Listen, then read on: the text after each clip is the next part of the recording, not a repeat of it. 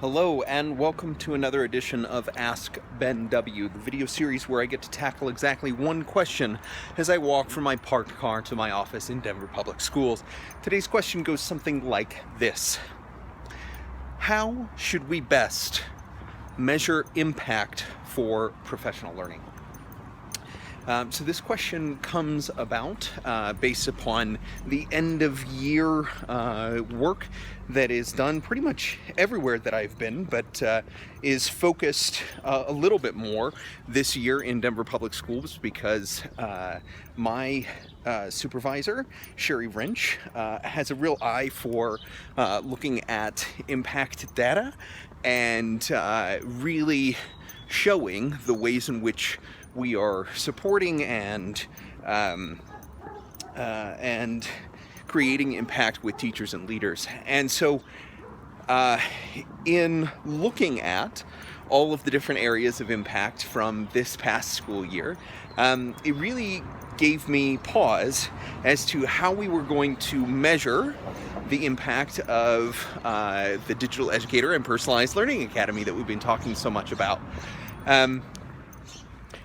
The things that we normally do to measure impact are surveys directly after the professional learning experience. And there's actually an effort going on in DPS that is focused on standardizing the assessment of professional learning experiences and, using the same questions so you can compare apples to apples and all that kind of good stuff, right? However, the actual impact, meaning the change in practice for many of those teachers, is not something that is super well attributed to satisfaction or even in terms of reaching the outcomes of a professional learning experience. And so, what you're measuring is like that snapshot in time through those surveys, and not necessarily how the classrooms of the teachers that are going to the professional learning experience, not how much those classrooms are changing or how sustained that change is. And so I think we need to look for a couple of new ways, or different ways perhaps, of really doing some longitudinal analysis and looking at impact that is not simply the teachers sort of sharing that one moment in time. Now, the construction that has been going a little bit crazy over the last few months is sort of coming to a head. So I hope that it's not too crazy loud while I'm trying to think and talk. Lots of good things going on. So, in thinking about the ways in which we measure impact and change in practice, I think a lot of that has to do with the ways in which we share our practice, the ways in which we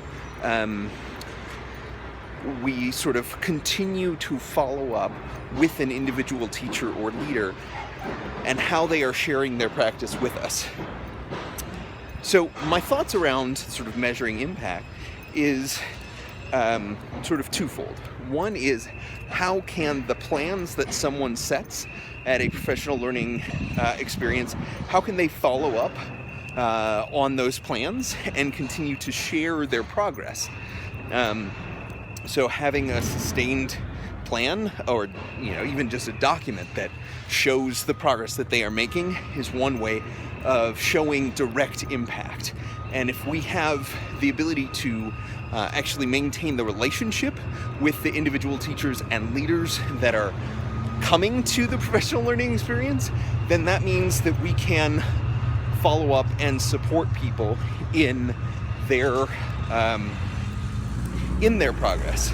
The second thing that I think is really a way of measuring impact has a lot more to do with the captured practice that happens or could happen with teachers and leaders. And so how are we encouraging people to continue to share on the things that they have learned, whether that's via a common hashtag, that they are taking pictures of their classroom, or they are sharing resources that are continually tied to the topics that they learned about, and sharing those with other folks in the district, sharing those with other teachers, because that really does demonstrate the impact. And so, to me, it is perhaps most important that we look at sort of the portfolio approach for each teacher or leader that comes to a professional learning experience. Is there more evidence, more articles or examples within their portfolio of those changes in practice after the event or before the event? And if we have a plan that is in place, are there more examples of how that plan has been implemented? Now that requires a little bit of a sophisticated system, and I think we can do some small things in the interim before we really try and tackle, what is that portfolio system for every teacher, and how is it that they can continue to add resources to it over the course of the year.